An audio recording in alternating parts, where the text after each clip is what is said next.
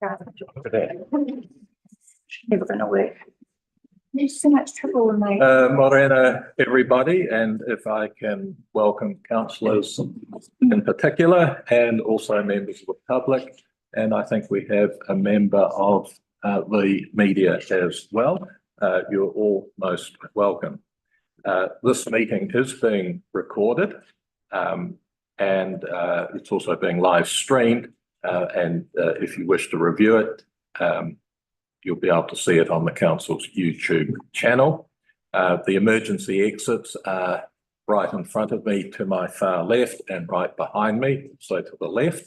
If we need to evacuate the building, we assemble outside the playground, which is also to my left, on the far side of the building. And please remain there until we've been given the all clear to come back. I will open the meeting with a karakia. Kia ora te marinoa, kia whakatau te moana. Kia tere te rohi rohi, kia ora te marinoa ara, mo aki tono, aki ka tūpoi te rā, ka wairara ka henga. Thank you very much. Now, we do have some apologies. I'll ask Amy to. So we want to accept an apology from Councillor Woodcock for the whole meeting, from Councillor Plimmer, except for item F1, and Councillor Elam's, except for extraordinary business F2. Do I have a mover, please? Thank you. Councillor McCauley, seconded Councillor Gray. All in favour, please say aye. Aye. Thank you very much. Do we have any other apologies? No, I don't think we do. So that is carried. Are there any conflicts of interest? I will be taking myself away from the table for one of the items in public excluded section. Do we have any tributes or acknowledgements? Councillor Aina. I actually have two today. So first I'd like to acknowledge the local Trevor Hawkins, who was recognised in the New Year's Honours List and received a QSM for his services to the community. So I just wanted to congratulate him with that. And I'd also like to acknowledge the passing of Gerald Hensley, CNZM. Oh. His many roles within government included serving in Samoa, New York, Washington and Singapore. He was head of the Prime Minister's Department, serving under both Rob Muldoon and the David Lange administrations. Since 2011, he was co-chair of the Centenary History Program commemorating World War I. And I just wanted to say that our thoughts are with his 4 children and their many friends throughout the district. Thank you very much, Councillor. Had you not done that, I too would have acknowledged Trevor Hawkins. And unless somebody has a very strong objection, it's my intention to send a letter on behalf of the council to expressing our congratulations. Councillor. I'd quite like to acknowledge an upcoming birthday for one of our long-standing Featherston's citizens, Pat Flynn. Now, Pat's been a very staunch person in the past who's been a very actively involved in our community.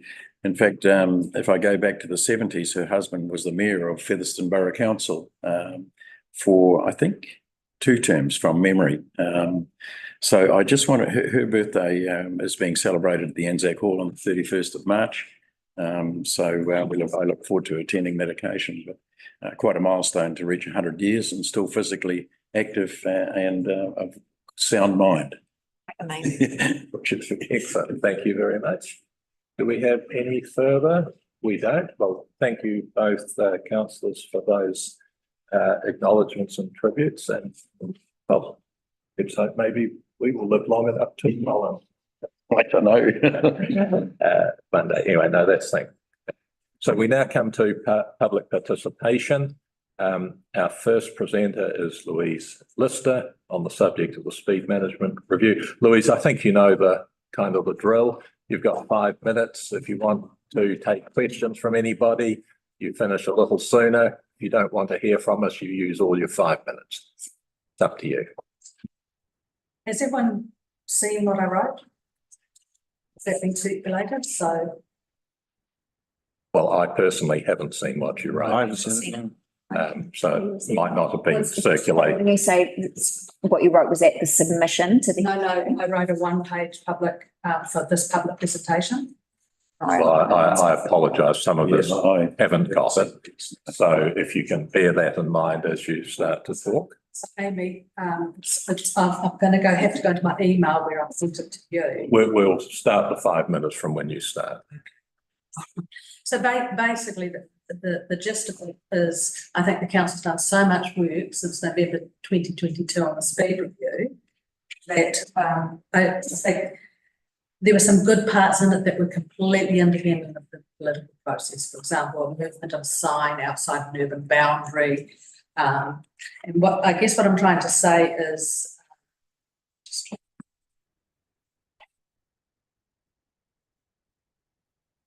so I sent it on the 16th of February, and it was just 300 words.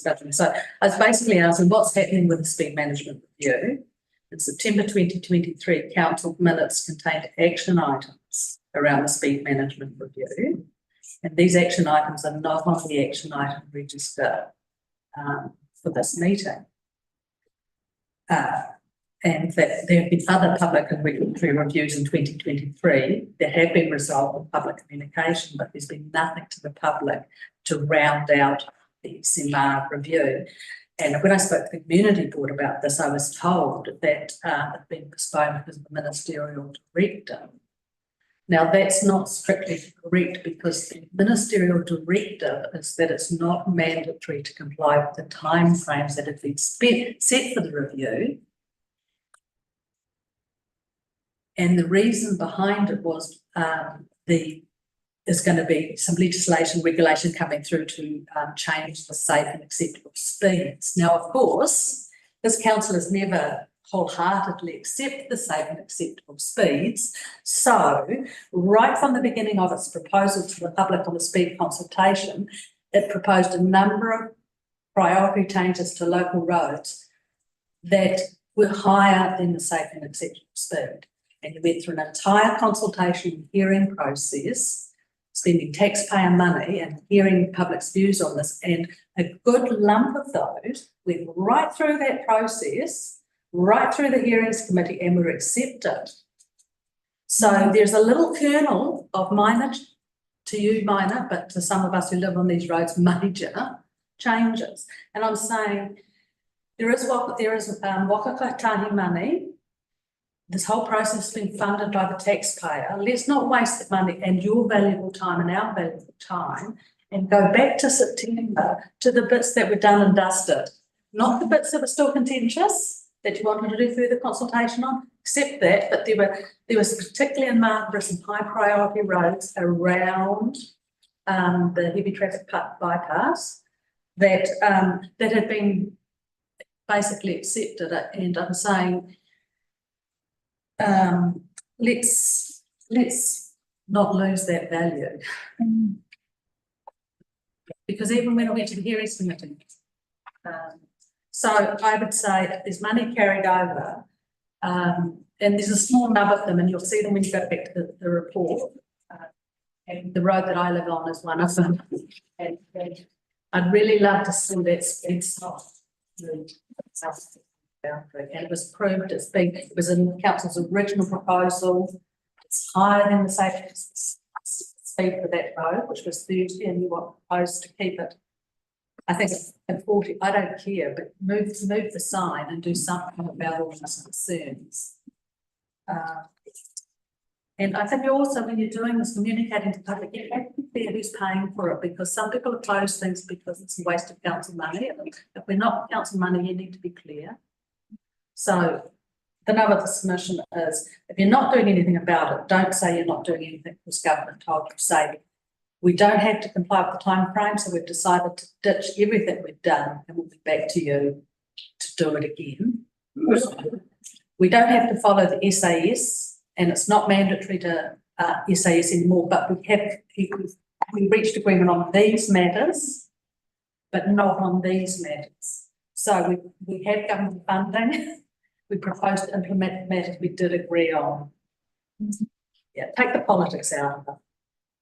Okay, thank you very much. Now, I think we've probably got time for either one longish question or two shortish ones. I've got a very short question, yeah, because Louise, what you're proposing is that we actually go back to the speed management review that we undertook late last year. And revisit that and pick out some of the stuff that was discussed and apply that logic to. No, you'd approved it. Oh, sorry, yeah, I'm absolutely. just saying, don't use the ministerial directive as an excuse not to implement it, because that directs a different thing. So you'd already approved some parts of it. And there was also the issue of the action item. I think if an action item appears in council records, then there must be a council decision to remove it as an action item. And that's when you come in and make your explanation as to whether you are or are not doing it. So it's about communication with the public as well. Has been moved to strategy. Thanks for that. So, is there a second question? There is not. So I think that uses your 5 minutes really nicely, Louise. Thanks, Louise. Thank Thanks, you Louise. very much. Very clear. Now, is John McGibbon here? Yes, thank you, John. Well, look, you are next, so welcome. And you two have 5 minutes. And if you finish before it, then there will be time for questions. So if you wish to take any. Sorry? If you wish to take any questions. I can take questions, yeah. Yeah. So, Right. Well, my name is John McGibbon. I live in Dublin Street, which I have for the last 25 years. And my submission relates to the part of Dublin Street that's subject to the 40 kilometres per hour speed limit where children are present. In other words, basically from the corner, the far end of Dublin Street up to nearly Jellicoe Street. And my main thought is that the 40 kilometre an hour speed limit should be reduced to 30 kilometres per hour for heavy traffic.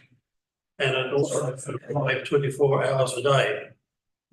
And I see this change being needed for two reasons. One is to reduce the serious deterioration of the street components in Dublin Street. And secondly, for safety for children attending Martin Borough School.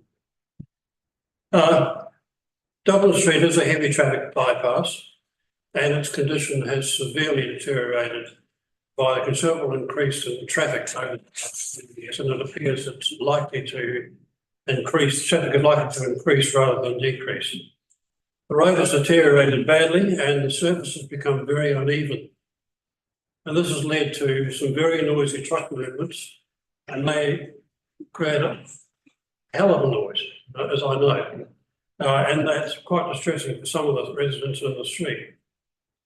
And damage to the street base and the sub base has presumably contributed to the continual water leaks we're getting. There was a meeting with yourself and some others around about the middle of last year. And after that, quite a few street repairs were made. We really did appreciate that, but in fact, they haven't fixed the problems.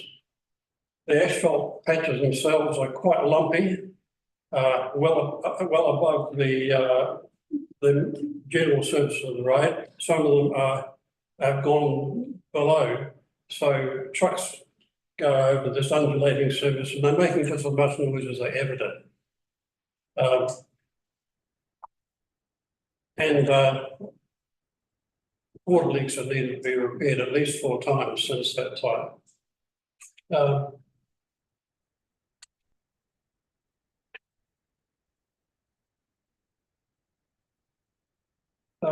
Dublin Street wasn't designed as a heavy traffic bypass and it's patently not suitable for that purpose.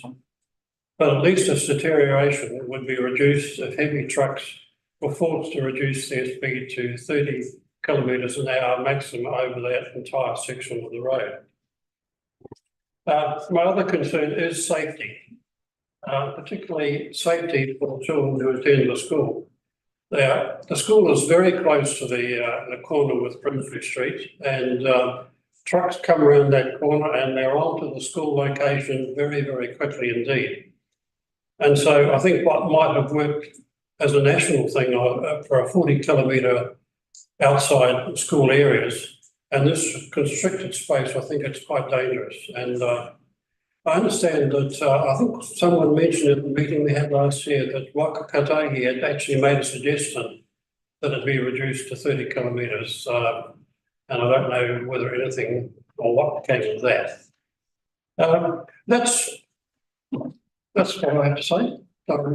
Right. Anyone wants to pepper me with questions? Well, thank you very much, John. That was a very clear presentation. And it ties quite nicely in with the previous one.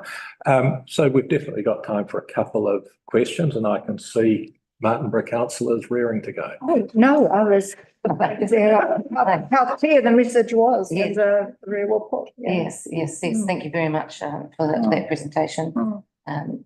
John, I'm just wondering, because when I went down there last week after another presentation to have a look and saw the water leaks, saw the actually some of the potholes are pretty bad that are there that are existing, that haven't even been looked at to be fixed. So I was just wondering, you've actually reported this directly through the council to get them fixed? They've gone through the council, like. Oh, I couldn't comment on that. I just know that they're still there. And right outside our place and right outside Joelle, who spoke last week, her place, she's got was a water leak outside her place. And my submission actually contains some photographs I took. One of them shows that particular fix, and you can see the huge damage from a double wheel that's just wrecking that surface already. And when I looked outside our place, there was a patch done last year.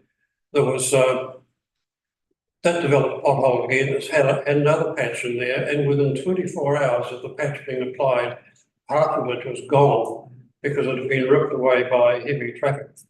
So that's the sort of thing that I'm seeing. Yes. Okay, thank you so much for bringing this to our attention. Much appreciated. Question. Sorry, I just, thank you for coming. I just wanted to reassure you really that after last week's strategy working group meeting, which Joelle attended, there was a direction from council to investigate the speed management review, which as you would have heard earlier, is currently paused, but to have a look and see what can be done either within that review or outside it to address your concerns in Dublin Street. So I just wanted to reassure you that it is very much on our radar. Yeah. To be honest, I don't believe that reducing the speed to 30 kilometres an hour for the heavy traffic is going to fix the problem, but it'll help. And some of them do go faster than that. Not as many as some people have claimed, I don't think, but there are cowboys around who do go up there, and we hear these incredible crashes with thuds. Look, thank you very much, John. We're very grateful for your appearance. You're welcome. Thank you. Appreciate you taking the time and the effort. Thank you. So I think people know that we don't debate or discuss resolutions based on public submissions. But if there are any actions that we want officers to follow up with, then this is the time to propose. Just on actions from public participation, I understand there's some work being done around speed reviews, or there was some undertaking that would be looked into. Am I correct in that assumption? I think that's what we just heard the deputy mayor. Yeah. So that's work in progress, and I believe so. It was an action from last week. that's an action item, is it not? Yeah. So I've just got a query in terms of, can I still call it Waka Kotahi? In terms of the program for maintenance of the heavy bypass road, that would presumably have a different schedule of maintenance than non-heavy traffic roads. So you would like to find out what the maintenance schedule is for? Just if there is a different schedule for the heavy, what do you call it, heavy bypass, the bypass roads, which are taking the big trucks as opposed to the other roads, because presumably the wear and tear is a lot heavier. Yes. I just was a question. Through the chair, yes, there is that. Stefan just confirmed that there is a different schedule for the heavy bypass. Oh, thank you. Councillor. Because it is twofold in what I'm hearing, is that one, it's with regards to water leaks, so that is with Wellington Water, and their crew, and then there is also the damage that's on the roads at the moment that are needing to be fixed. Is there a way that we can just make that an action item, that those two things will be done down Dublin Street with regards to those, or are we needing all of the residents to actually ring when they've come to the council table to bring it up? So that way, I'd just like to make sure that it's actually on there now as. Well, we can easily find out whether it's on the to-do list or not. Through the chair, it would be useful to know what numbers Dublin Street, the submitter was referring to. Yeah. Oh. So you'll have John's contact details. Yeah. Yeah, okay, thanks for that. Yeah. Just that in recent week, I also lodged a request of Wellington Water 437 Dublin and the pothole that was close by. Yes. And that remediation isn't up to standard, so I've gone back again today and asked them to redo them. Okay, fantastic. Thank you. Thank you, because I think that might be where it is. I know it's something. 37, because I clocked it when Yeah. the Marshall Festival was on. Excellent, thank you. I wonder if we could potentially end up in the position of spending good money after bad here. I think there certainly have been some geologic reports which say this is not a suitable street for heavy bypasses, and the end result of that is that we get the water leaks that get caused by ground movement. We get the undulations, which aren't going to be fixed by another patch, etc. And whether when it was originally designated as a heavy traffic bypass, whether we ever envisaged the scale and the weight of trucks that are there today, I would say clearly not. So I think times have changed. And I think before we spend a lot of money, which then has to be respent the year after, and I'm not suggesting fixing a leak is in that category, by the way, I think we should seek some views on alternative heavy bypass. Thank you, Mr. Mayor. I believe that was actually done with the spatial plan. When the spatial plan was being looked at, that actually a heavy bypass was one of the things that was looked at in that plan. That was something that had, so there has been some work done with regards to that.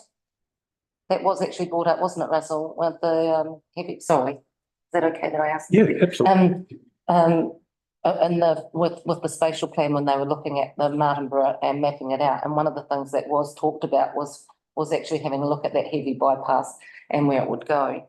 I think we heard last week that the heavy bypass has been, is there, and the road down Dublin Street is a lot wider than trying to put it down Roberts or anywhere else, which wouldn't change anything because that still goes past the school. So in effect, the first road to turn onto, you're going to get the school. And so I believe that some of that work that you're talking about is in the spatial plan. In the meantime, I think our road should be at a standard that we can be proud of, and I don't believe that fixing an issue that our ratepayers are having is throwing good money after bad necessarily if we can get it fixed. Well, my observation is based around the geological report that I saw. And if it's not a suitable substrata to build a road on, and then we will end up spending more money. And so the question is, was the discussions that were had around the current positioning of the heavy bypass, was that based on a geological study as well as the other things that come into that? And I do not know that. And I think it would be useful to find out. You have to go back a few decades to have a look at that. Well, the last plan wasn't that far away. Please, no, it was a long time ago. It has been heavy traffic bypass for many. Sorry, not Roger. Yeah, through the chair, clarification point to the councillor's raised topic.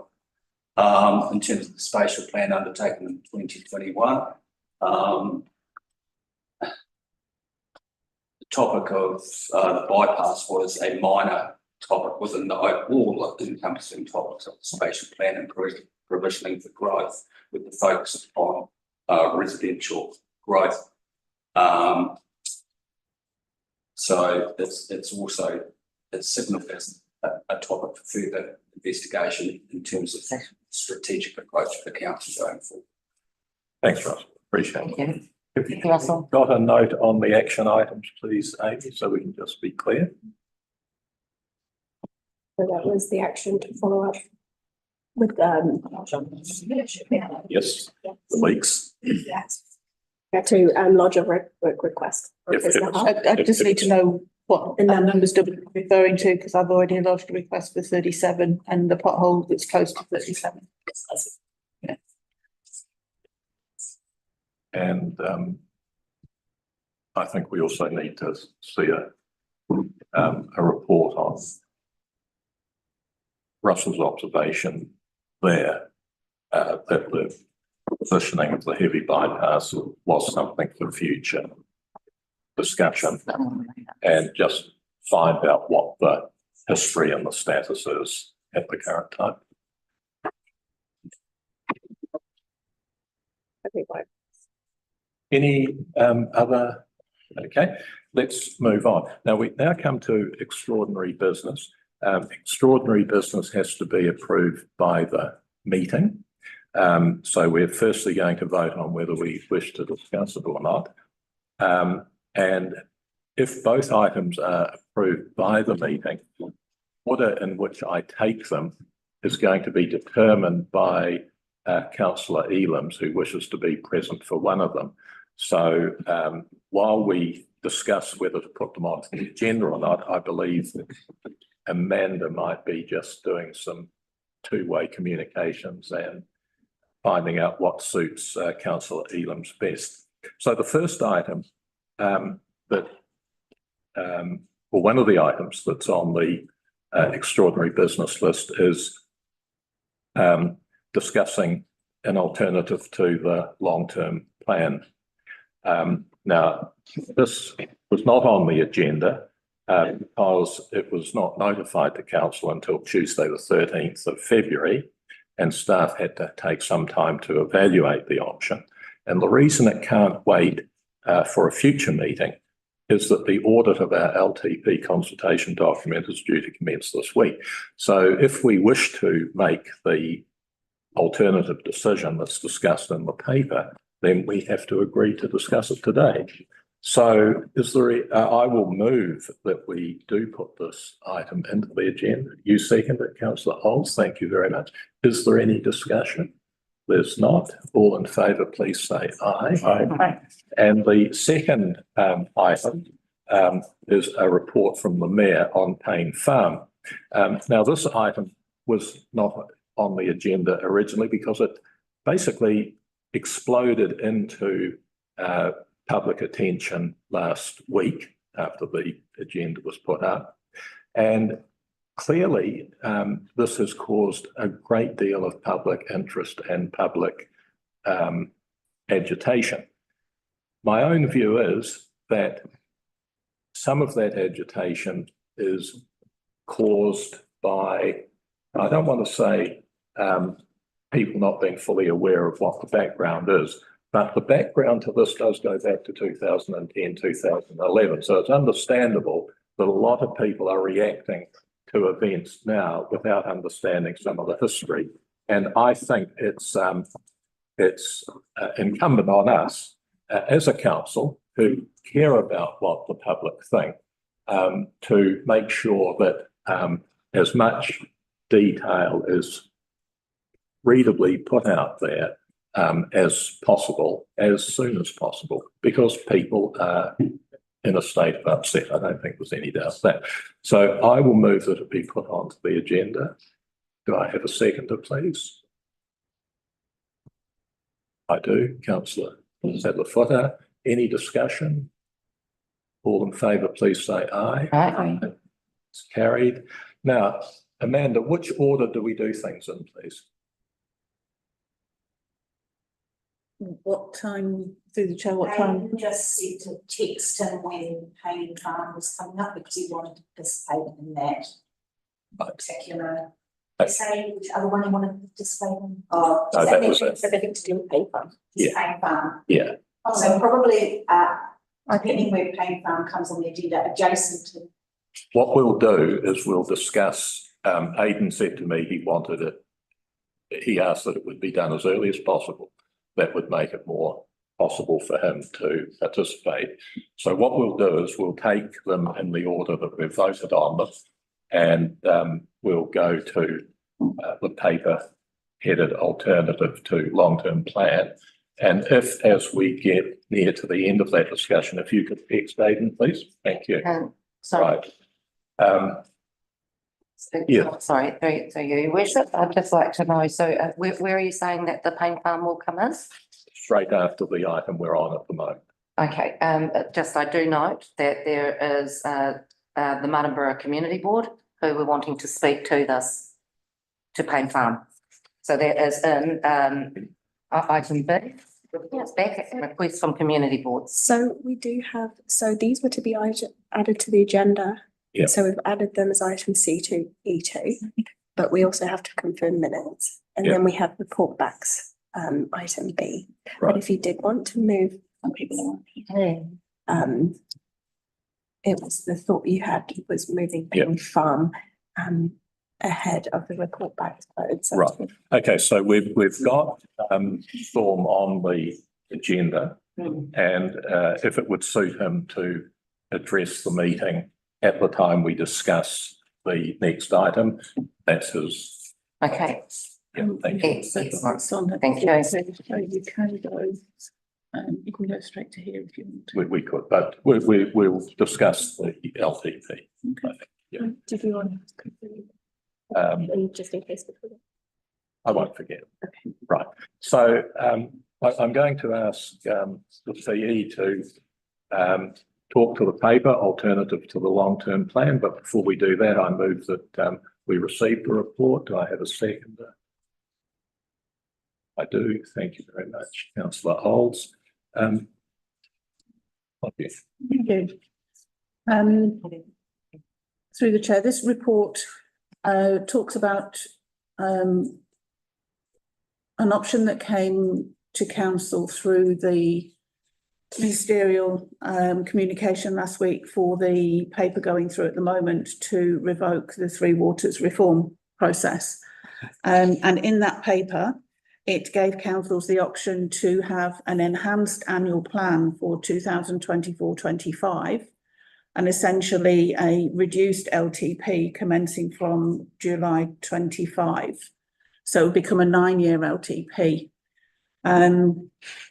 We discussed this option both within the team, also with the chair of the Audit, Risk and Finance Committee, and also took some advice from DIA along the way and the auditors.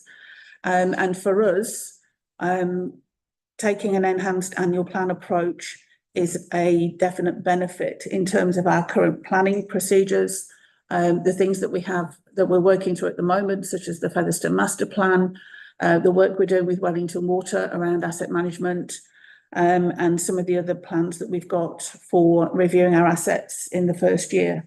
So it makes sense to move to an enhanced annual plan.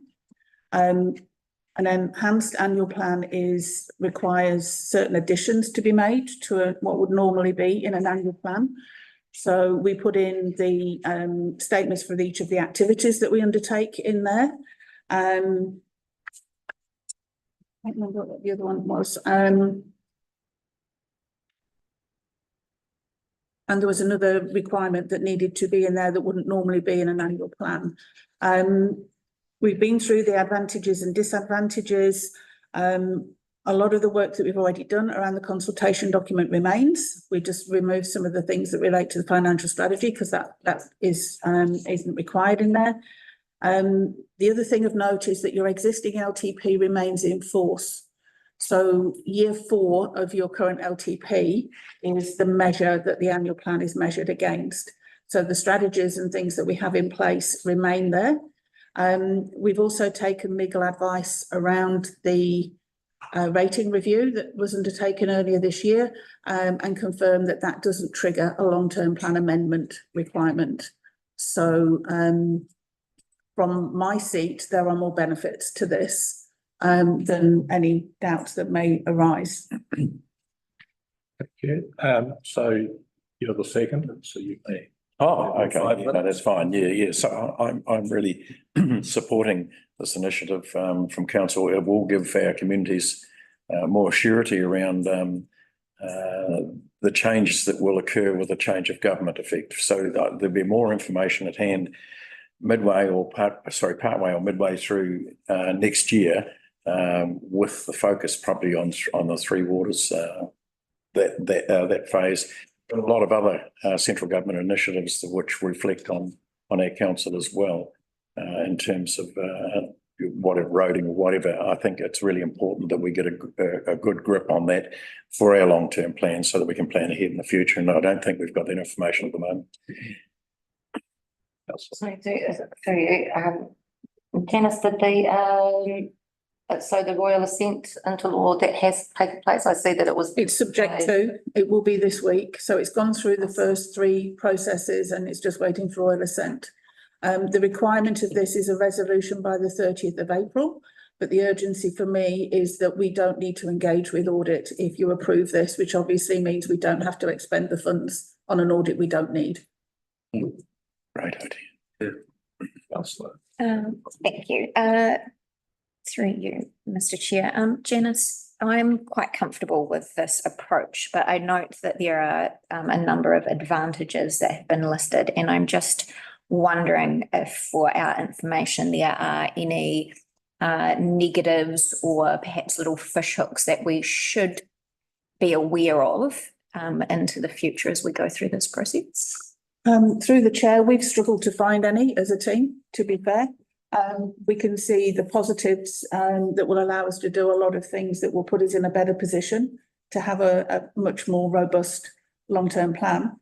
But we struggled to come with any negatives, to be fair. The only thing to keep in mind is there will be a local body election in October 2025.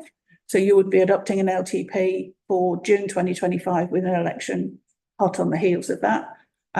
Whether that's a disadvantage, that's not one I can comment on. But Thank you. Thank you for raising that point though. If I could just ask a question. When the bill refers to an enhanced annual plan, which part of it is the enhanced bit? That was the requiring the activities to be part of it. So in a long-term plan, you put in a section for each of your activities, such as water, wastewater, stormwater, roads, community activities. And you wouldn't normally put those into an annual plan. So it's kind of it becomes an LTP without the financial strategy and the infrastructure strategy in it. It's basically the same form of a document. So you still require the funding impact statements and those kind of things, but the strategies aren't required to be there. The ones we're currently working to remain in force. Councillor Maynard. And so the only other thing is, you brought up the rating review, and I'm just wondering, so with regards to the rating review, would that be looking at being in place with the annual plan or with the long-term plan? Through the chair, it would take effect from 1 July 2024. So you've already consulted on it, you've done the deliberations, so we can put that in as part of the revenue and financing policy as part of the enhanced annual plan. And some of us see that.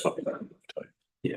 Any other questions from anyone? All right. Okay. So I'll just use my right of reply to observe that no other council or mayor that I have spoken to is even aware that this is a possibility. Now, I haven't spoken to them all, I hasten. I agree. But I have spoken to many, and therefore, if I may congratulate you and staff on whoever noticed the possibility, and got in on it. Agreed. I think we will be the envy of some. So we're about to put the recommendation to the vote that we defer the long-term plan for 1 year and that we consult on a 2024-25 enhanced annual plan with the additions laid out of the new legislation, and we adopt a long-term plan for 25 to 34 by June of 2005, which is next year. Do I have a mover, please? I do. Councillor Olds, unsurprisingly, Councillor Hawley seconded. And in all fairness to Councillor Olds has been suggesting this for a very, very long time. And Thank you, Dave. so Great day. It's a great day. Yeah. so in the end, so we'll take the vote. Amanda will text Aidan, and all in favour, please say aye. Aye. Thank you. Against? I think that's unanimously. And so well done to our CN staff for that. So the second item, which is in the name of the mayor, is a report on Payne Farm. And so I will start by moving that we receive this report regarding Payne Farm. Do I have a second, please? Thank you, Councillor Maynard. All in favour, please say aye. Aye. So for me, the issue started when somebody sent me a map last week from a planning document asking me what on earth did it mean? Because on one part of it, it referred to Payne Farm being used for waste, which I think we all know that is what it's used for. And somewhere else, it said it was being used for wastewater. And that came as I didn't know that it was being used for wastewater. When I sought some clarification, I learnt that Payne Farm had been designated for the wastewater disposal of land. And the next day, the Wairarapa Times Age printed a front page story stating that the South Wairarapa District Council was intending to discharge. Greetings, Aidan, and welcome to our meeting. The South Wairarapa District Council was intending to discharge up to 93 million litres of effluent on the farm each year. And I have to say, as probably was not a surprise to some of us, that report caused a considerable amount of agitation and concern. And my emails and my phones sort of, got a little bit red hot. So and the thing that most people are concerned about is they say, why the hell is the council doing this when we haven't been consulted? Now, fortunately, we do have some quite good records on this topic, and we look back in the records and we see that the consultation did occur. And not only did it occur, but when the issue went to the hearings panel commented on how good the consultation was, to the effect that it's usual at these sort of things for people to stand up and say, you shouldn't even be listening to this because the consultation was so poor. But on this occasion, nobody objects to the level of the consultation that took place. And when you see some of the bodies and the interest groups who made submissions to the hearing, you will understand why consultation was not seen as an issue at the time. So I then make a mistake in my report when I say that the proposal went to the resource management hearing and there were no objections. In fact, there were some objections, but one of them, for example, was whether the consent should be for 25 years or 32 years, or I think there was one person who said it should be for 5 years, I think, and the hearing panel were very rude about that and observed you don't go to this much money to put in a big infrastructure project just for 5 years. So what I see, having looked through the paperwork that I've looked through, is that there are two problems, and the first one is public perception, and people possibly unaware of the background and the history have expressed concern to me and to others. Now, we need to put the history of the consent out in the public, reassure people that this decision is long-standing and it had widespread support at the time it was made. Now, there's also a legal opinion from 2011, which incidentally shows how long this issue has been under consideration by previous councils, that suggested that using the Payne Farm for wastewater disposal may not be part of George Payne's intentions. And this raises a complication because what the council can do with the trust land that it's been entrusted with is determined in part by George Payne's will, which apparently cannot be found, and also by a subsequent Supreme Court order. And the Supreme Court order basically said, no, the farm does not have to be used as a playground, which is what George Payne intended. It can be used to raise money to fund other playgrounds and recreation for young people within Martinborough. In fact, I think George's words, according to the Supreme Court, were within the Martinborough Borough. And the court said that the Martinborough Borough at George Payne's death does not mean the Martinborough Borough today. The Martinborough Borough is defined as what we would expect it to be. So it's a common sense interpretation. Now, on the other hand, what the Supreme Court have said is that it's possible to raise money using the Payne Farm and use that money for the purposes that George Payne said.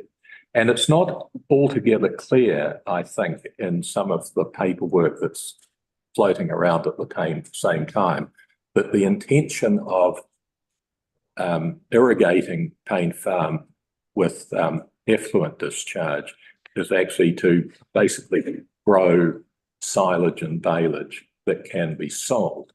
So on the one hand, you could say, provided we make money, sell the silage and baleage that comes from the irrigated land, then that fits within the purpose of the Supreme Court order, not necessarily George Payne's will. And you'd have to read the two of them in conjunction.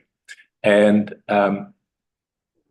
because of, shall we say, I won't say a lack of legal clarity, but nevertheless, it would be worthwhile this council seeking another order from the Supreme Court to make it clear that selling baleage and silage, in fact, either does or does not adhere to the first Supreme Court order.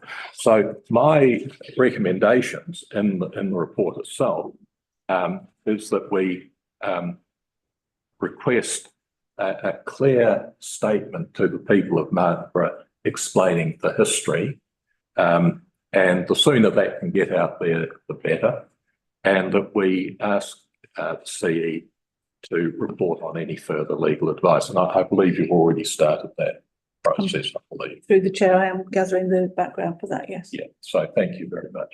So that is my discussion in favour of my recommendations. Councillor Maynard. No, I'd like to perhaps hear from the community board with Well, regards to Payne Farm. So, Storm, would you like to join us? It's community we're putting up, and Mel is going to be speaking. Okay, well, that's wonderful. Yep, yep.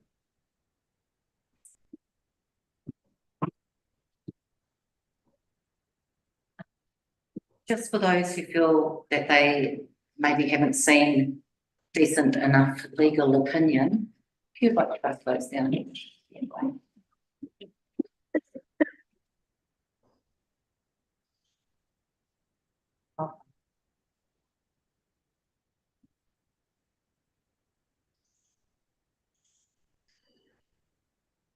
So this was legal opinion sought by South Wairarapa District Council on whether or not wastewater to land did meet the requirements of the deed of trust. So I would certainly hope that any information sought by council is not deducted as fees to the Payne Farm around this. But one of the main things that I'm wanting to talk about is the Wairarapa Combined District Plan draft that has gone up, and the fact that it never came to the Martinborough Community Board table. No information about Payne Farm, which is a Martinborough community asset, came to our table. And the Martinborough Community Board was set up when the three councils amalgamated specifically to hold Payne Farm, because they did not, that was a Martinborough issue and they didn't want that getting lost, and it was something that the Martinborough people fought for. And so that then enabled community boards to happen in Featherston and Greytown, and I think that that's been a really positive thing to ensure that we can all retain the values of our three spaces. However, that was the reason that it was set up.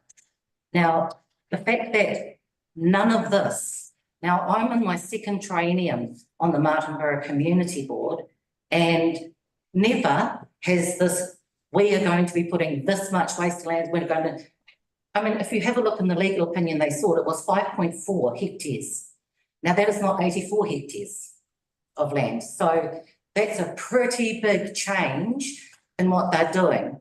Now, the other thing is this constant, we own it, we're the trustees.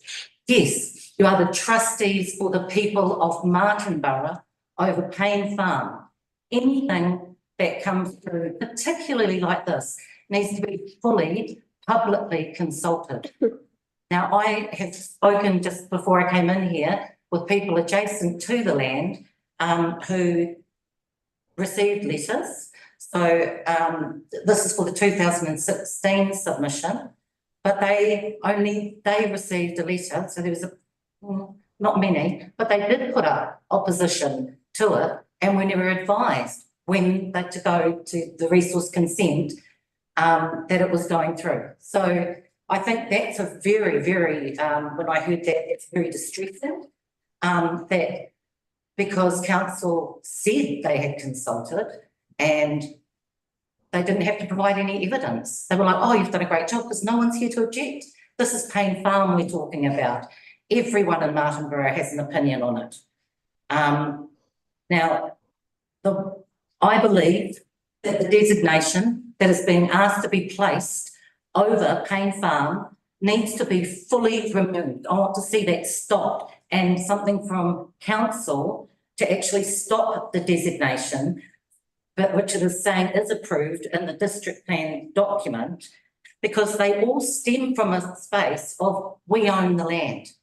No one is providing information to those giving you the consents of the deed of trust and what those lands are actually for. And the Local Government Act in 2002, it states that councils should not be looking to utilise trust lands for anything other than what is implicated in the wills or the deeds of trust.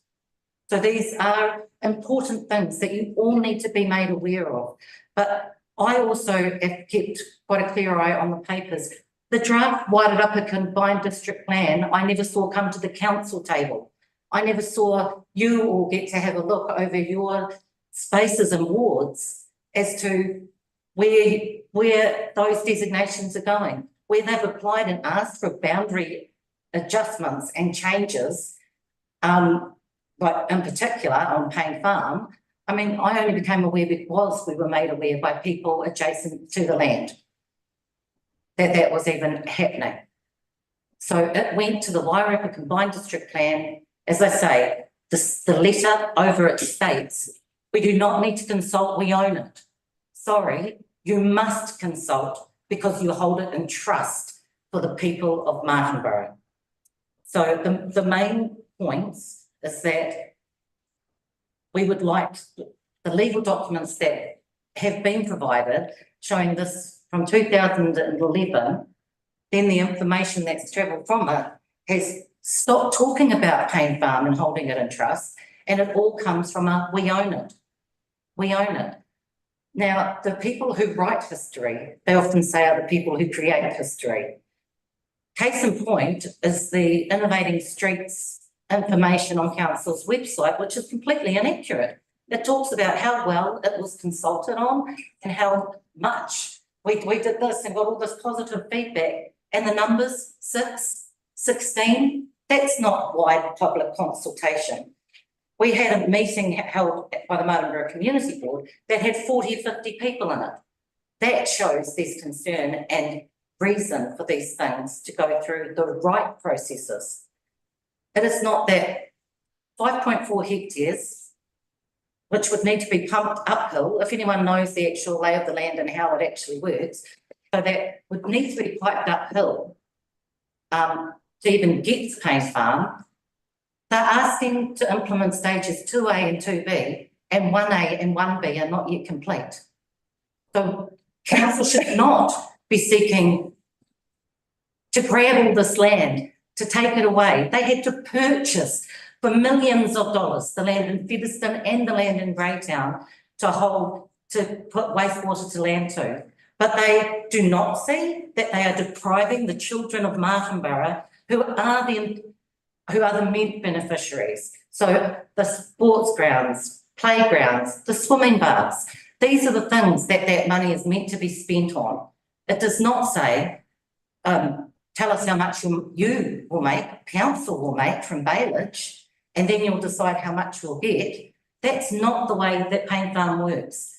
The money that is in it is meant to go towards community assets within the Martinborough township, and the beneficiaries of those, as I say, will actually be the children now and the children as we move forward in Martinborough. Just requiring the designation of wastewater to land to be covered over the entire multi-use property, which is currently sitting in a special rural zone, which is much more suitable and correct for the different things that are happening on it. How will we ever lease the cottage again if it's sitting in the middle of a wastewater farm?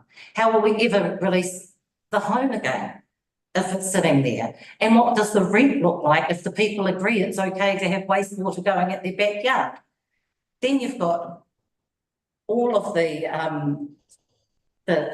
also more land requested for the transfer station. And I believe this information had come through and was, this is what we mean is that because there is an expectation that the people will say no is not a reasonable excuse not to consult. Right. Aidan? One other thing that I think you've had your 5 minutes. Thank you. I'm sorry, as a community board member, this is actually the space and time that is given to the community boards and the Māori Standing Committee specifically to give you feedback about what's happening within our spaces. Yes, but our standing orders do have a time limit on everybody of 5 minutes. It's 15 minutes for those not 5. Sorry, you're on. Per person. The assumption is that more people than one will want to talk. Well, And at the moment, I feel that what I have to I is have- very. I have asked councillor Elam to speak. He's had his hand up for a wee while. Go ahead. Morena Pip. I certainly and like you, Pip, I came onto the community board at the same period of time, and when I came on, I was certainly information was shared, and it was certainly shared with me, and I don't know if it was shared with you as well, but certainly amongst us on the community board, I learnt from some previous councillors that part of Payne Estate was designated for the disposal of treated wastewater. Now, and that occurred certainly some time ago, and as we now know, went through with that consent process and then was issued in the end of, I think, 215 or the beginning of 216. Now, when Jeppy and others advised me about that, they said that whatever area of the Payne Estate which would be used for that disposal would not be available for the farming, for the practices of leasing out to other farmers for income generation from those farmers. I was told that by Jeppy and others that council would be compensating the Payne Estate account for the equivalent amount of lost income from the grazing of outgrazing of that land to leaseholders. I certainly agree that there are concerns and there are issues within the community.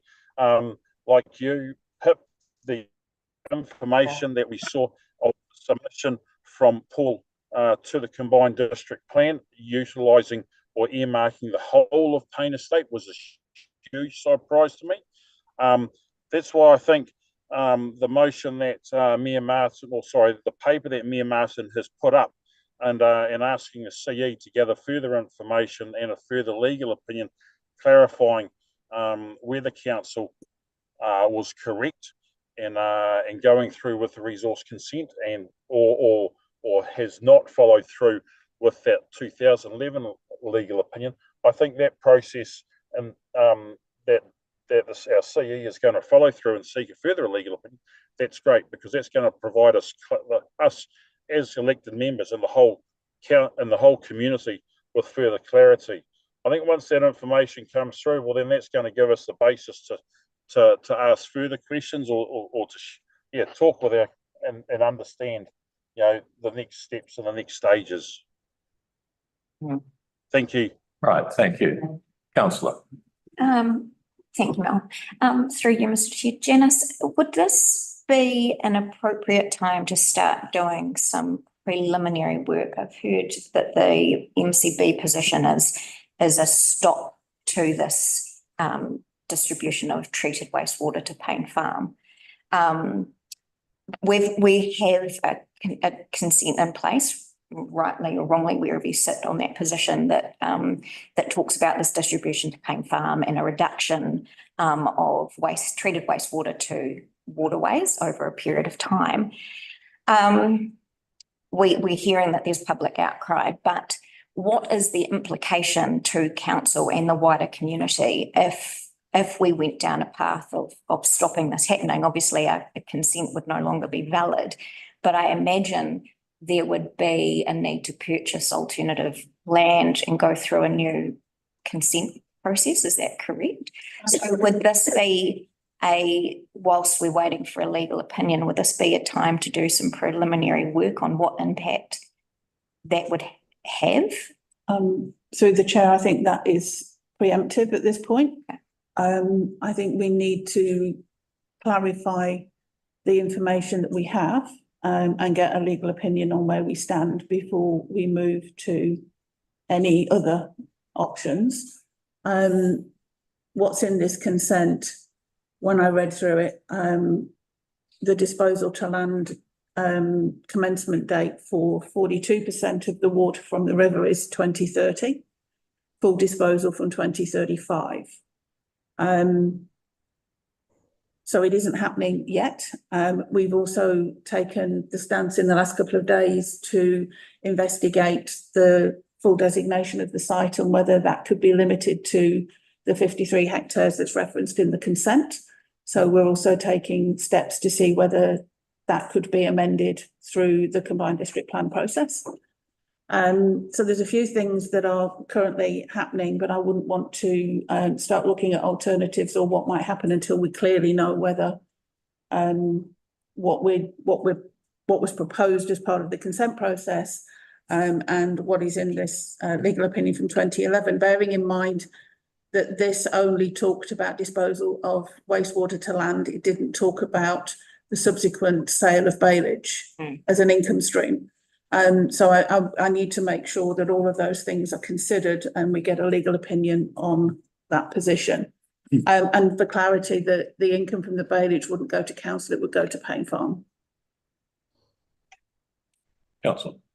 Yes, no, this, I guess I'm a little disappointed because I was one of the councillors sitting around the table at the time when debated, discussed, consulted on, even before I went to the commissioners, and the Martinborough Ward councillors at the time were fully alert and aware of what was involved and the process that we had to undertake.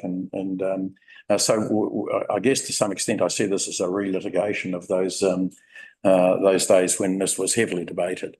The information that we gathered at the time, and I'm not sure about the legal stuff that's come to light recent, but it was pretty clear that they were working within, obviously the constraints of the Payne estate at the time, because I remember questioning that myself. And obviously that's what triggered another legal opinion. So, yeah, I have to say we're relitigating a lot of stuff that was going on in terms of 2B, I think it was, with the discharge to land. Those engineering solutions hadn't been designed at that stage, although there were some pretty clear guidelines on the consent conditions on how that was managed. So, and I don't know if even today, and Stephen might be able to answer the question whether those engineering solutions of pumping treated wastewater to land to the Payne farm itself exist today. I don't believe they do. They're yet to be prescribed. But yeah, overall, I guess I'm a little disappointed that we are relitigating a lot of stuff that's gone through the table. And I guess that as an existing councillor for a number of years, do we cast a lens over every decision that was made and every consent application? I don't know, but yeah, this one's obviously triggered through the combined district fit plan land use change, and I guess that's what's triggered it from the community perspective. Yeah. Thank you. I think it's important to be clear. I mean, I think far too much focus has been put on the combined district plan and the letter to it. I mean, essentially all that is doing is tidy paper.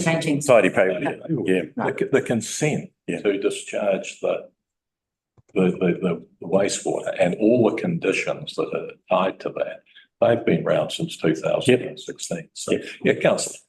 Just to clarify, Aidan, I'm Pip.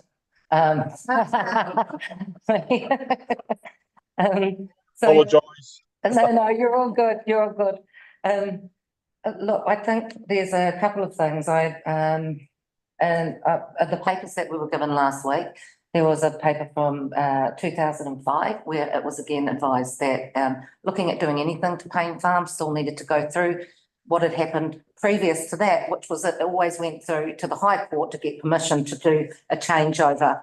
Now, I can't seem to, with the rest of the documentation that we received last week, there was nothing ever showing that this actually went through to change the designation to be able to have the wastewater through a High Court. And Colin, you can correct me but I cannot find any paper that actually says that there was that legal opinion that got it changed.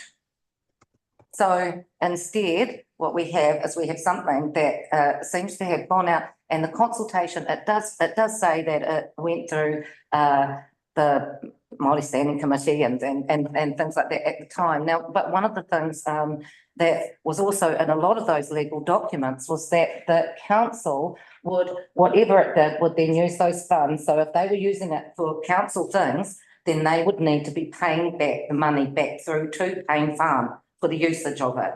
So that, I think, actually should help clarify with the mayor, who doesn't believe that council should be paying anything for the transfer station. So that's one of the things that we really need to work on straight away, is getting those funds back through. Excuse me.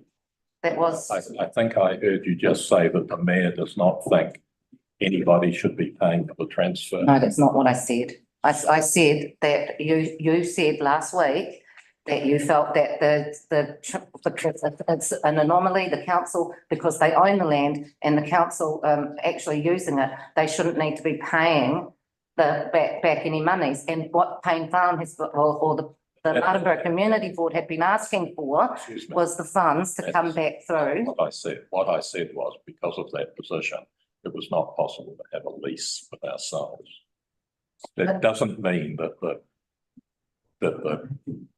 the council will still be needing to put funds back through into there to pay for the usage that is being used for. I also haven't seen in any of the reports any funds on how much the community board is receiving for bailage, because it has been being used. There has been irrigation to land, and those funds and monies, I haven't seen any of those. So that would be really good to actually know exactly how much the council is paying back to there, because it was in the past. We've been advised that there was bailage that was being done with Payne Farm. So if that stopped somewhere, that would be really good to know. I'm just talking about since I came on. So this opinion in 2011, I do believe that there's a step that's been missed, and that was when the decision was made to change Payne Farm to use it for wastewater to land. I just can't seem to find where it went through the High Court to change what the use was for the bequest that was given by George Payne. And I think that's where we need to get that clarification.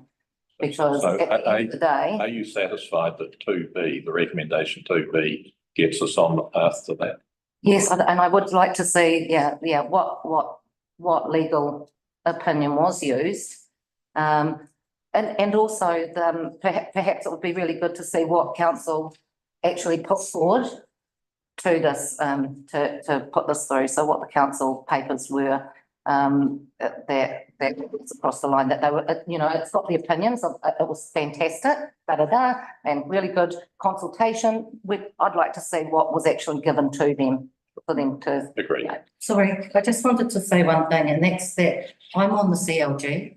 So I am on the community liaison group that is was set up specifically for wastewater and to talk. There's Greater Wellington Regional Council, Wellington Water, South Wairarapa District Council, and all the community board has somebody around the table as well. Standing committee. No, that never came to the CLG. So, I mean, I would have picked up on it much sooner if it had ever come to the community liaison group, that they were wanting to designate the entire Payne Farm to wastewater. So just I do want to state that my standing committee's on that too. Yeah. As well, representation. I have representation. Yeah. Thank you very much, Val. There's no need to leave. I mean, one of the reasons why I'm keen that we put out a good summary of the history is that, and I'm just, I think we sometimes cause mischief by relying on our memory, and I'm going to do it again because I have read through the consent, and I'm pretty sure that the CLG made a submission to the hearing. Now, there was something like 16 or 17 submissions, I think, but there was certainly 2016. in 2016. Yeah. Oh, And front of the commissioners, yeah. And so that there was a submission from the group representing all of the people, all of the groups that you said. I think that's what it was called. I have to find out because Wellington Water wasn't even a part of No, it. it wasn't But Wellington the district Water. council. They didn't. It'd be very interesting to see who was part of that group too. Yeah, absolutely. Okay. So do I have any other comments from councillors? Storm. Look, so you have there, can I just ask, if you've asked the CEO to review that? Please come closer so we can all hear you, and councillor Elam's can hear you too. I support going to the CEO to review this, but could I ask that we get a chance to input what is reviewed? Community board. Well, I have a small problem with that straight off the top. What is that? But apparently no member of the community board, except for councillor Elams, has any recollection of what happened at the time. So what possible value can you add? Well, just making sure that everything is considered. I have complete confidence that I'm not So you- questioning the confidence, I'm just saying we need to get a wider range of opinion to make sure that we cover everything. when it's published, you'll be able to comment. Sorry? When it's published, you'll be able to comment. And I'm sure that Janice will do a thorough job of her. I totally agree. I'm just asking to have input to what is considered in her considerations. I don't think that should be a difficult. Well, I'm going to leave that to Janice to make a view on. Fair enough. Okay, so we have two recommendations. One that we request the CE present a report for the next council meeting setting out the history behind the Payne Farm being permitted to be used for wastewater disposal and reporting on the further legal advice that will be sought regarding the use of Payne Farm for this purpose.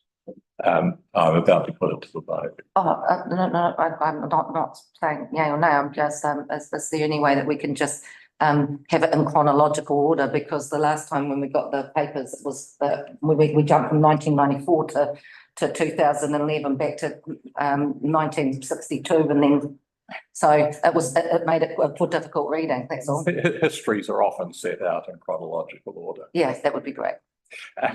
So all in favour, please say aye. Aye. Thank you. That's carried. And that we request the CE to consider publishing the key findings in advance of the next meeting to reassure residents and interested people of the legality of the use of Payne Farm for wastewater disposal and of the consultation that took place at the time, that occurred at the time.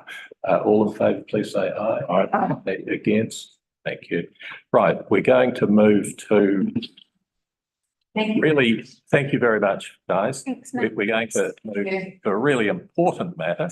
Otherwise, Amy's going to get further agitated, which is a confirmation of the minutes from the last council meeting. Do I have someone move that we confirm them? Thank you, Councillor Gray. Do I have a seconder? I do. Well, actually, Oh. I was an early finish, so I can't. I'll do it. Okay, Councillor Boxley. Any comments, corrections? Okay, all in favour, please say aye. Now, we had been expecting Louise Brown, but would you like to just check? I'm here. I've been here since 10:45.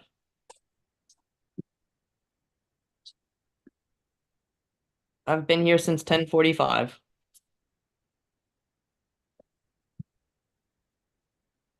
Greetings, Louise. The floor is yours. Thank you. Allowing me to take my opportunity as chair to speak on, as mentioned before, we have our opportunity as chairs of the board or the community board as an opportunity to speak. I was wanting to speak. I understand it has been addressed more, which is good to hear. Last week, the action point about the First Masonic Hall in Stella Bull Park and it being indicated as being a commercial lease. I understand there's an update in that it's not necessarily going to be looked at as a commercial lease. Is that correct?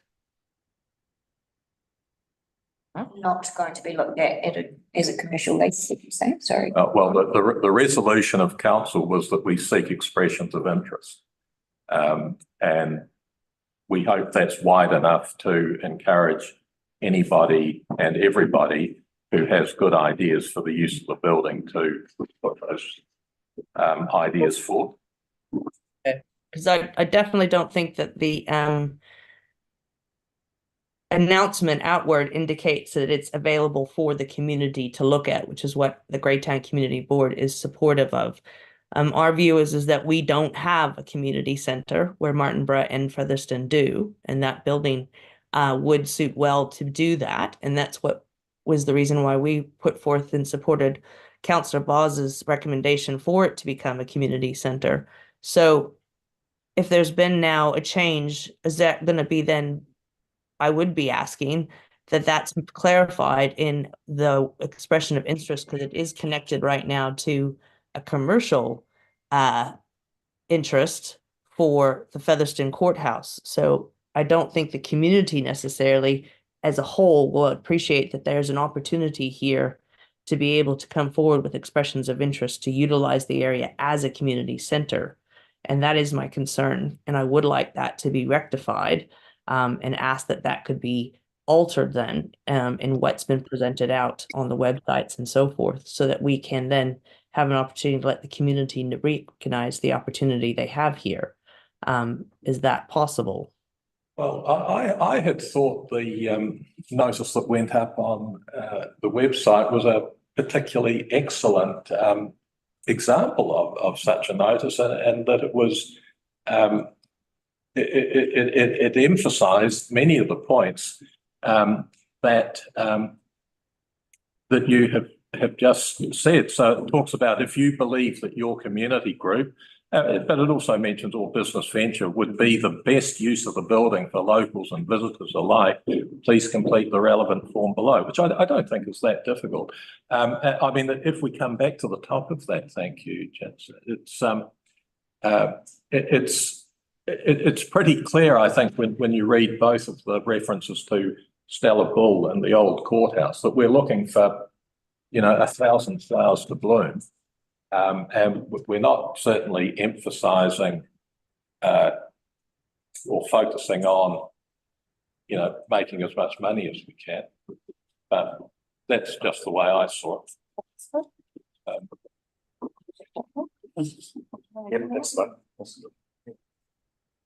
Sorry, I couldn't hear that.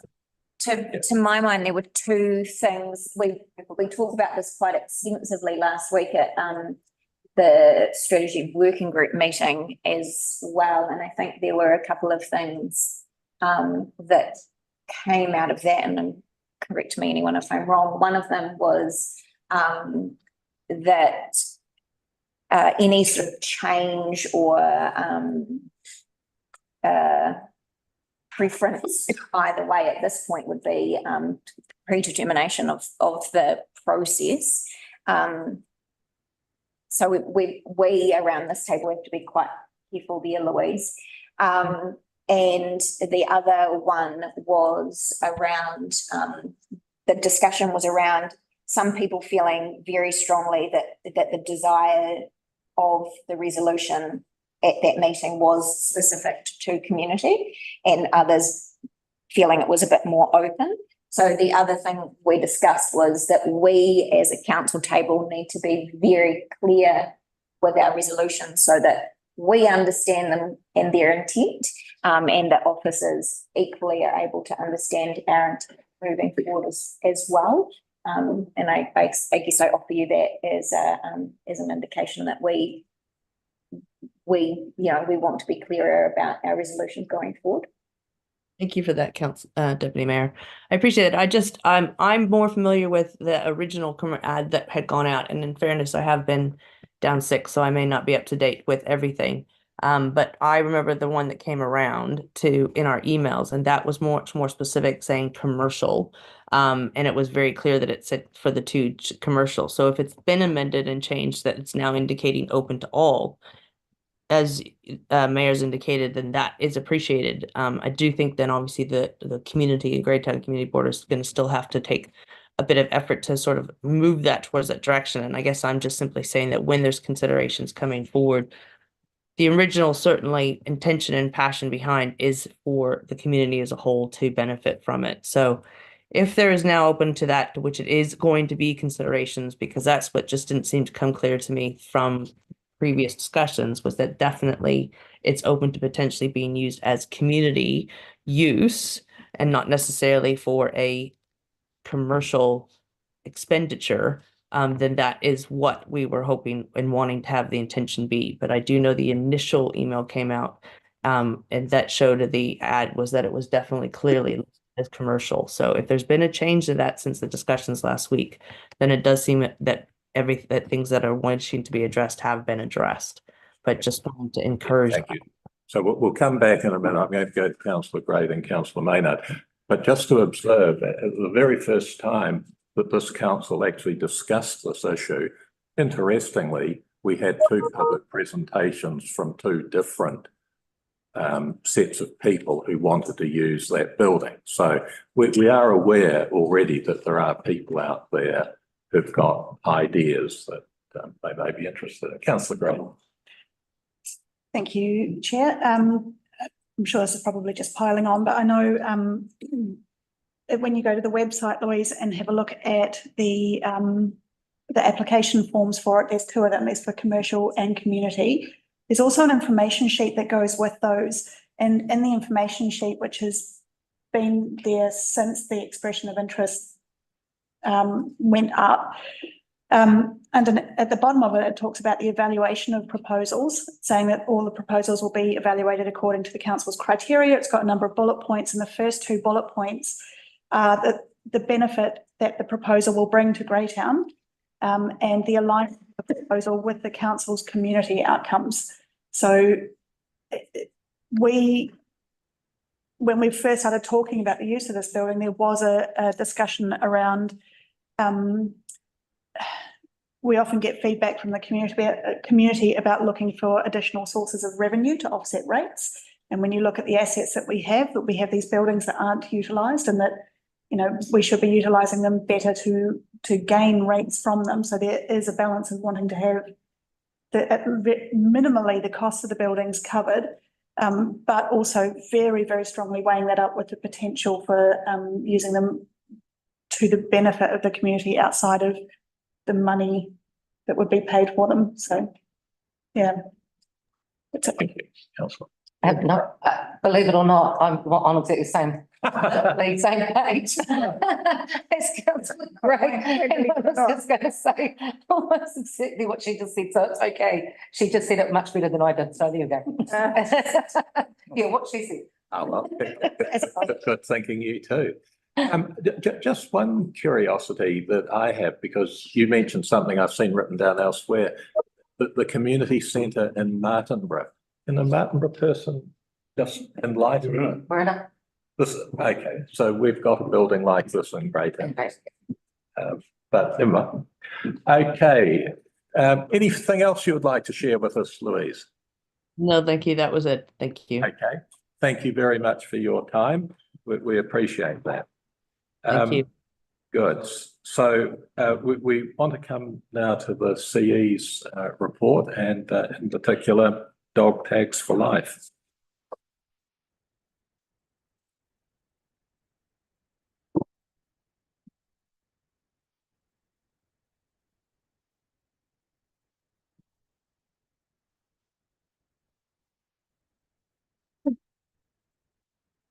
Greetings. Greetings. Morning, councillor. Would you like us to take your report as read, or? Yes, yes, that would be helpful. Okay, Thank you. just double check that we've all read it. Certainly have, with interest. Good. Okay, so what do you see as the? With good humour as well as. Tell us what you think of the main points then. The purpose of the report was to provide respective background and context as to it's been around since 22 and 23. Consideration by the council is to balance the consideration of legal risk, understanding the current wording of the Dog Control Act. There's some considerations, general advice received from me, ex-manager of environmental services, to note the independent legal advice obtained, and the options analysis of advantages, disadvantages, and consideration points are contained in the comparative table of options aspects. Yes, the topic is indicative of new technology coming in for a component of a council service, namely dog tags and their duration. Again, we need to be careful in terms of doing some due risk assessment as to do we want to take up the opportunity now, leave it till later. And Andrew and I combined report on the topic. You'll see, councillors will see the recommendation that we have made under number 2, that council maintains the current annual approach for issuing dog tags for dog registrations through to June 25, so that we wait. The thinking there is that we wait another year, and that recommendation 3 follows from that officers work alongside Cardiff District Council to further evaluate implementation aspects of the dog tag for life system from lessons learned, from a lessons learned perspective. And what that alludes to is having some cognizance of the implementation components of the robustness or non-robustness of the tags in the new system, the readability of the tags that are used and how things wear off. So the physical robustness considerations, learn from Alberton and nearby neighbour as to what aspects they are having. Another consideration point, of course, as we do all our work for council, to be fiscally astute, and that a change, there are cost components to moving to the lifetime tags, and those aspects include required change to our current Magic operating system in terms of registration, that's a figure of 1,900, and the purchase of the tags themselves, production and purchase cost, $11,300, so a total cost of $13,200 as a impacting cost for council at these critical times. So what we're going to just do is a little formality I should have done a moment ago. Do I have somebody to move that the report be received? Yep, I'm happy. Rolls, seconded. Thank you. All in favour, please say aye. Aye. Councillor Rolls. Just in terms of cost, I mean, a lot of that's cost recovery as well. I mean, with the tags and registration. So that initial outlay would be also recovered from dog registrations, would it not? That's something we have to assess. It throws up the topic of potential increase to the registration costs at this time. Okay. So I guess my other question is that Carterton now have had theirs in place nearly 2 years, I think, from memory. Would that be right? Or 1 full year? Okay, 1 full year. And from my understanding is there have been some glitches in terms of the quality of the disc and my understanding is some rattling noise occasionally when a dog ruffles his head and it rubs against the collar or the steel part on the collar, then it makes a noise. So there has been some complaints from what I can gather about that.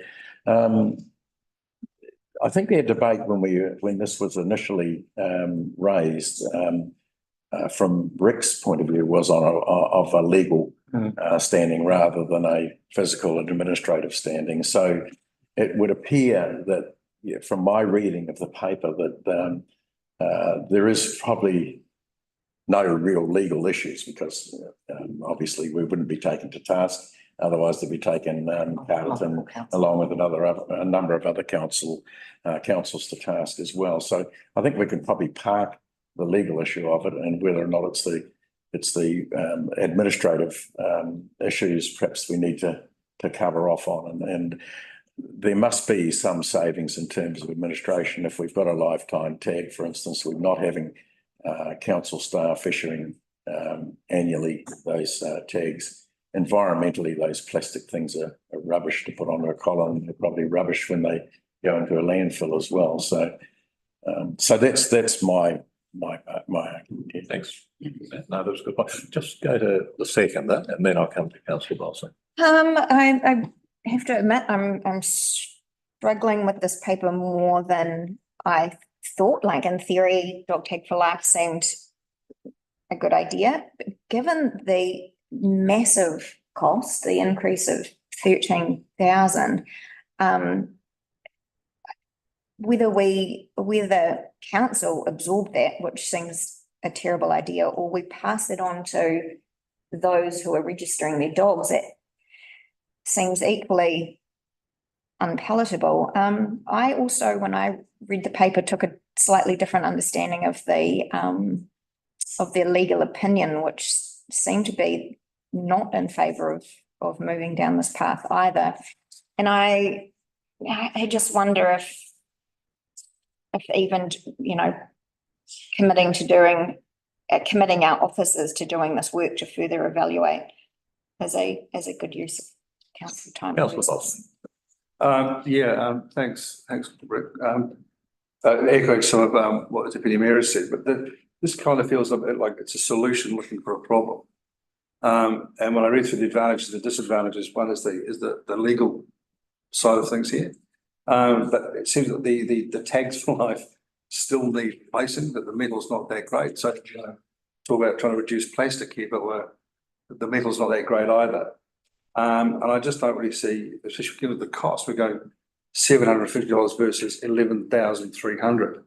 Just seems why we even having really this discussion when we also get advice that there's a concern on legal risk and exposure here.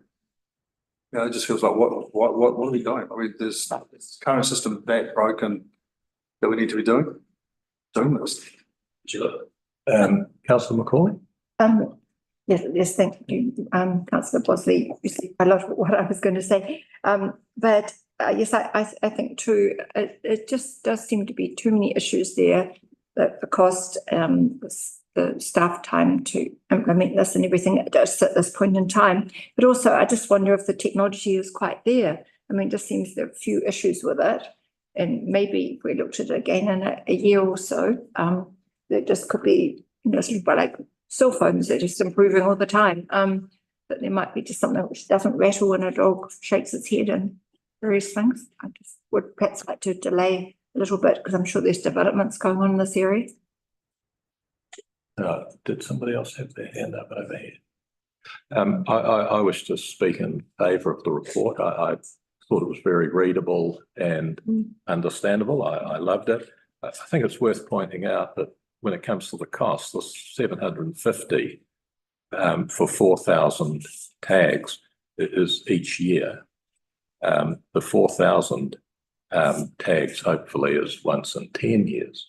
Though there'll be losses, et cetera.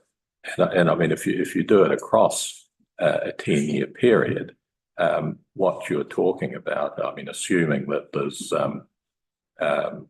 4,000 tags means 4,000 dogs, you're talking less than $1 a dog. So as a dog owner, I'd be more than happy to pay that, because I think what hasn't got into here is some of the advantages that dog owners would feel, though you alluded to it, because the savings to staff time is also a savings to dog owner time as well. And it would be fair to say that Carterton have said that one of the biggest savings that they anticipate is what happens to staff savings in the second year and beyond, which is why I like the idea of recommendation 3, that we keep in touch with Carterton and see what happens. Certainly for some of us, this is a green issue. The world does not need another 4,000 plastic dog tags tipped into the tip in another couple of months' time, and this is a way out of it. I would just suggest as an offhand comment that one of the best councils to work with would be Kapiti. And the reason I suggest that is that of all the councils you name, they are the ones that have had the biggest problems. And therefore, I suspect they are the people we can learn the most from. So that's just a thought. I think I saw your hand, Janice. Yes, you did. There's a couple of things that we need to keep in mind around enforcement and payment of the annual fee. At the moment, there's an exchange that happens with the payment. So we need to think about how we put ourselves into that position with the tags. We have spoken to Carpety. We've been in contact with them. Obviously, from an officer perspective, we'd like to spend a bit more time figuring out whether this works or doesn't work and whether it would work for us. Which is why we've put in the recommendation that we work alongside Carterton for another 12 months to see whether it works or doesn't. I mean, sorry, through chair, they still have to register annually. It's still part of this process. They have to pay. Yes, they do. They have to still pay annually, so there isn't that much of a But the change on what. incentive is they get a tag.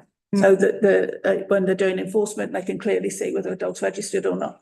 If we move to a dog tag for life, enforcement becomes harder when you collect a dog to know whether it's registered or not. I think it's just chipping for a problem. Microchipping would pick that up, would it It not? would tell you that it's microchipped and who the dog owner is, but then there's still a step to go through. It's not as clear cut for the officers in the field to know. So just to clarify, Carterton District Council, they use Magic as well, don't they? Yes, they do. Yeah, I thought that was the case for all of our councils. So I just wanted to, because I think the point raised about issues and teething problems with Magic and things like that, again, working alongside with Carterton, who have already had to go through that. So, you know, those types of things are almost, you know, hopefully when we do it, we can get it right, you know, by learning from what glitches they'd previously had.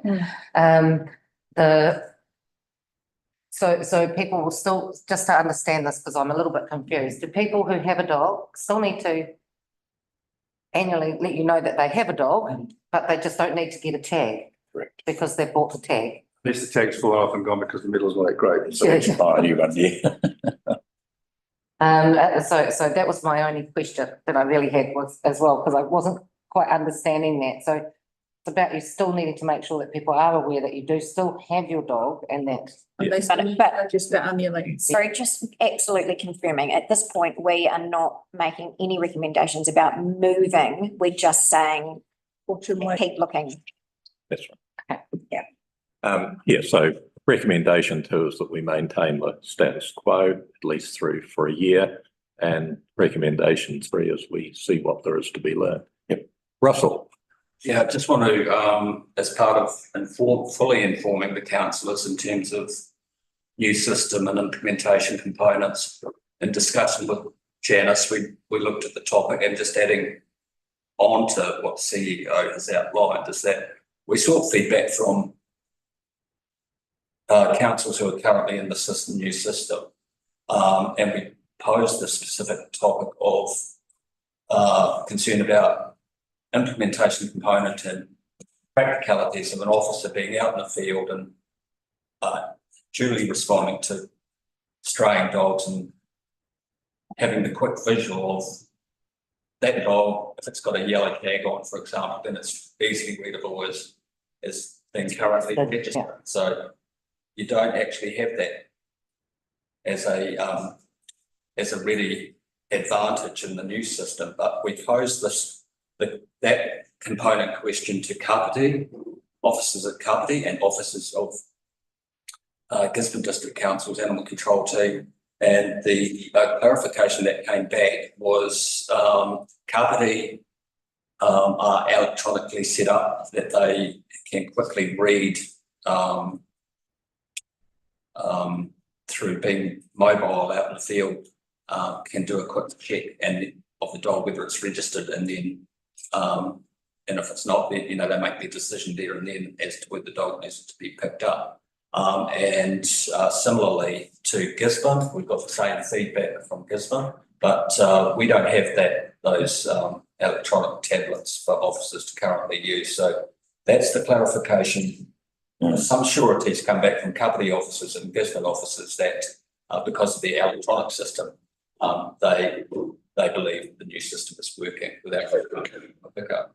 Okay. And yeah, just endorse the earlier comment that from signals coming back to Andrew and I are that Carterton are having issues, and other councils have signalled issues with the non-robustness of the tag.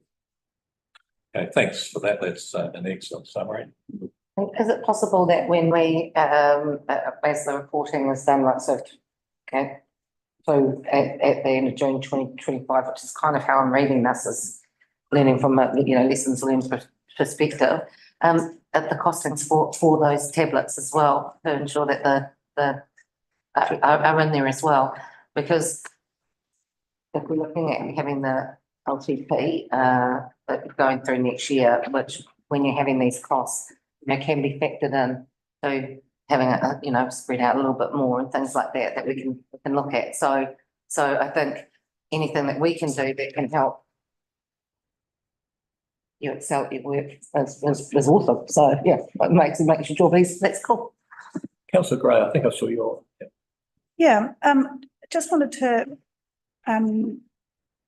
I guess, so reflect back. I think it's a well-written report, and I think it covers off a lot of the issues. And I think for me, when we have officers who bring these reports, it really quite clearly tell us that this is not something that we should be looking at the moment. I'm inclined to take that. But when you say, Councillor Bosley, that this was a solution looking for a problem, the problem was the 4,000 tags going to landfill all the time. So what I'd like to add on to this is that we might not be able to prevent those tags being made, but we certainly don't have to send them to landfill. And that maybe that's something that we need to bring this up with another council department around the waste that we're producing. And is there a way to, I know that there's already, I think, boxes that you can recycle them, or you can put them in for recycling and collection. But I think the tags themselves are too small to be recycled.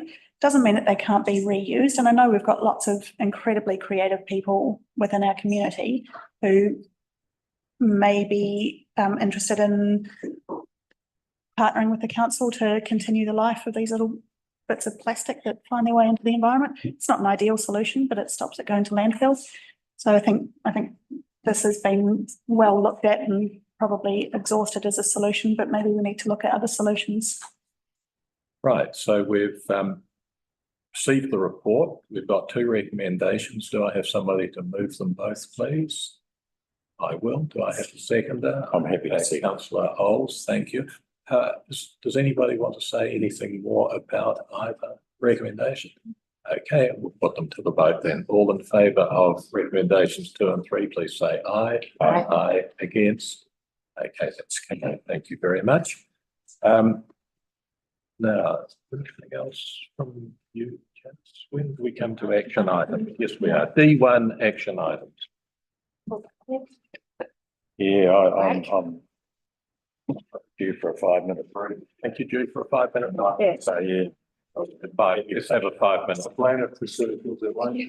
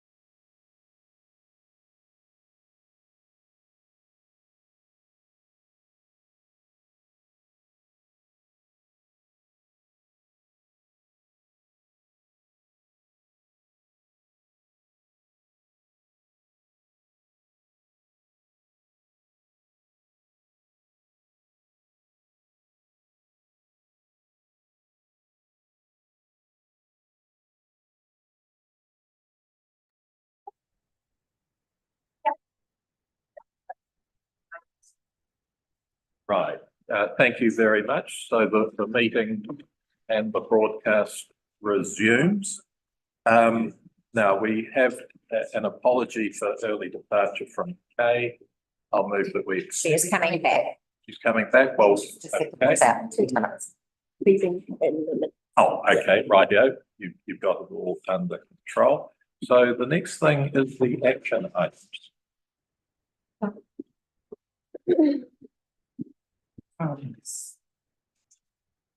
And one of the things you'll notice if you look through the action items is that the vast majority of them action. I think that's delightful.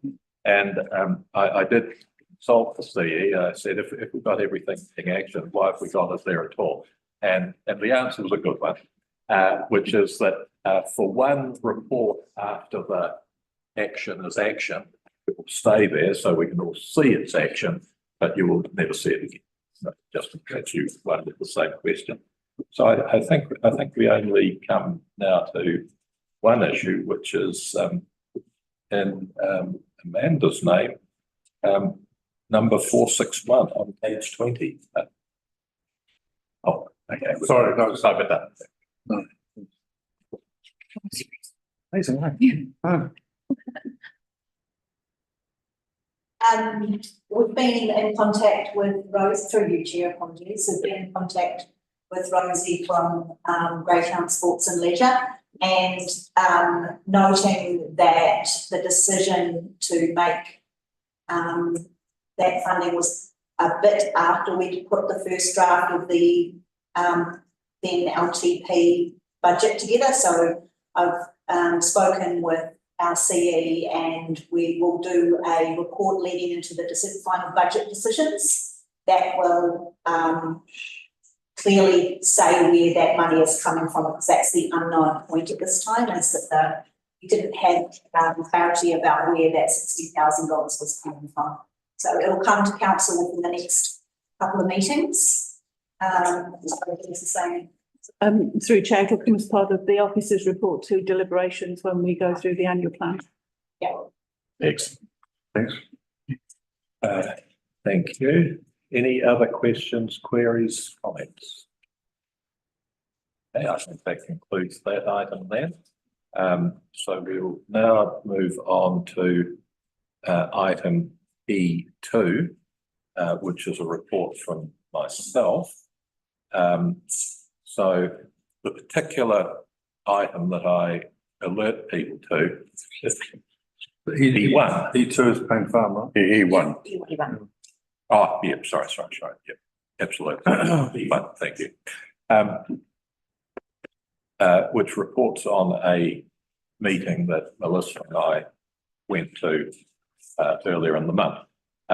So the topic is the Wairarapa Water Resilience Strategy report. I'll move that the mayoral report be received. Second, thanks. All in favour, please say aye. Aye. So it's very much a sort of an update and information report. Again, it brings up some things that might have been forgotten, which was that in 2021 there was a document that was agreed to called the Wairarapa Water Resilience Strategy. And it has sat there for some time. Obviously, COVID comes along in the middle, and a few other things, and progress has not got very far. So at a previous meeting of the Wairarapa Committee, which is a committee of Greater Wellington, where they invite the mayors from our 3 councils to deliberate, it was agreed that we needed to give the strategy a boost. We agreed that it should be chaired by somebody from region, and Councillor Holmes from Masterton District Council was elected as the chair. And at the same time, a new group was instituted called the Interim Governance Group. And the role of the Interim Governance Group, chaired by Councillor Holmes, is to oversee the development of a shared work program to begin implementation of the strategy. That's expected to go for maybe 6 months, and then it should move into its sort of actual phase of doing stuff. The group agreed that there will be 5 work streams. One is to do with nature-based solutions that look after water resources, increase resilience, and we're thinking sponginess here, amongst other things. Water capture, to increase the seasonal reliability of water supply. Water allocation. There are already systems for allocating water that people use to irrigate, etc. We have to look at making sure that allocation goes to priority uses and that it is sustainable. The 4th one is land use adaptation, finding better ways to change how we use land in order to reduce reliance on water, and to a certain extent, the grape growing zone around Marlborough has to be the poster child for that sort of approach, and making sure we use water efficiently. Now, for those who've got a very long memory, they will remember that the strategy comes about pretty much at the same time as a large-scale water storage program comes to an end. And I think it's important to just note that the strategy we've got here is not intended as a rerun of large-scale water storage, but water capture is part of strategy, as you would expect. Also, it's not just about horticulture, agriculture, and turning the Eastern Hills into, I don't know, Vajoa farms or anything like that. It also involves urban areas, and particularly when we look at things like water allocation, water use efficiency,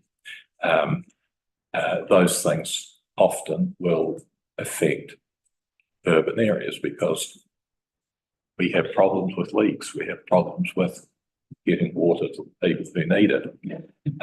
And just the last point I make is that once the work program is formed and agreed upon, there will inevitably be some costs that need to be borne by each of the partners to the strategy. Now, these may or may not be much different to the sort of costs we already contemplate, because when we think about the pipeline over the Tauwharanika, for example, that's about water security. When we think about decisions we've made recently regarding how much water people get, etc., that's also about allocation and efficiency. So we're already quite active in this area, but as you will remember, this week, I think, Janice sent us all the note that had come through, I suspect, from Simon Casey, asking for her support on a large-scale water storage program, which I have to say did come as a little bit a bolt from the blue for many of us. So it's also a demonstration that there are several plans sort of moving around in this particular pool. I would sincerely hope that those people would get their ducks in order with the wider strategy, but that may or may not happen. Councillor Rolls. Yeah, thanks, Mayor Martin, because I think it's from my perspective, I guess I was a little bit disappointed that I was not involved in some of this these discussions. In 2013, when I got elected, by 2014, I was on the Rumahanga Whaitua Committee for the next 5 years. So a lot of what the strategy group are looking at, and just as a side note, David Holmes, who chairs your strategy committee, also worked alongside us on the Rumahanga Whaitua Committee as well as also being chair of the Waterways Committee and being very observant about the need for water on the Taranaki Plains and across the entire waterways network. So I guess when I saw what was produced and what came out aligned very much with our thinking around the Rumahanga Whaitua Committee and some of the conversations about storage in particular, and not necessarily large scale storage. But I guess what I'm saying is that I'd quite like to be part of those conversations, given that I've been around a long time, and a lot of the conversations that you're having now we've got some history on where they landed at the end of the day. Otherwise, you're pretty much going over old ground. Yeah, I'm just saying that I probably could add a little bit of value there, but if you don't want me, that's absolutely fine. I'm happy to comment on anything that's produced. Don't disagree that it would be wonderful. I think I just want to offer some reassurance that certainly from my opinion at the meeting that I attended, it is working with documentation that is already existing. So it is the strategy is from early previous work. That is previous work, and we're simply our role. This committee's role is to work out how we implement what is there. There is broad representation on the committee. There is representation from each of the councils, Greater Wellington, both iwi. So it is broad, but certainly welcome your. That's fine. No, experience. I'm not saying I need an extra job, but what I'm saying is that I do have some knowledge of what's occurred in the past. Absolutely. So the role of the present committee is probably a 6-month role just to get things kick-started.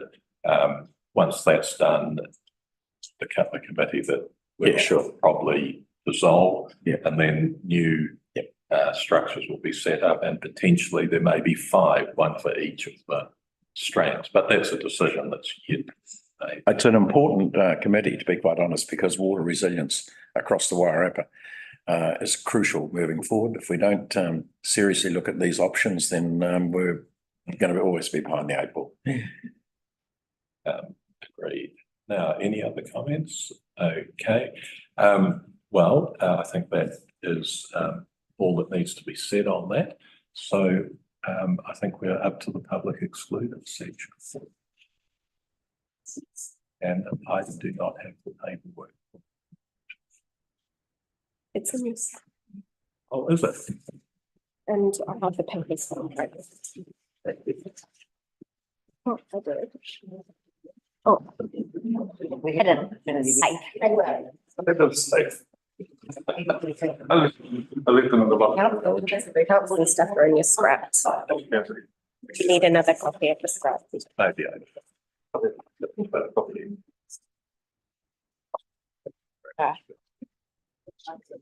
Right, okay, so we're in public exclusion. Well, we're moving that. We have to have a mover to move into public excluded, so move that one. We do. Thank you, councillor. Do we have a? Yeah, do. Thanks very much. Before we get there, we just have to make sure that it is publicly notified why we are doing it and what the subject matter is. And there are 2 subject matters. One is a leave of absence request. The other is stage 2 of the Mayor's report. And the reason for excluding the public is that it is set out in 72E of the Act. And the reasons, 72A, is to do with withholding information that protects the privacy of natural persons, including dead natural persons. And 72E is to do with withholding information to avoid prejudice to measures that prevent or mitigate material loss to members of the public. So all in favour of moving into a public exclusion, please say aye. Aye. And those against? And that is carried.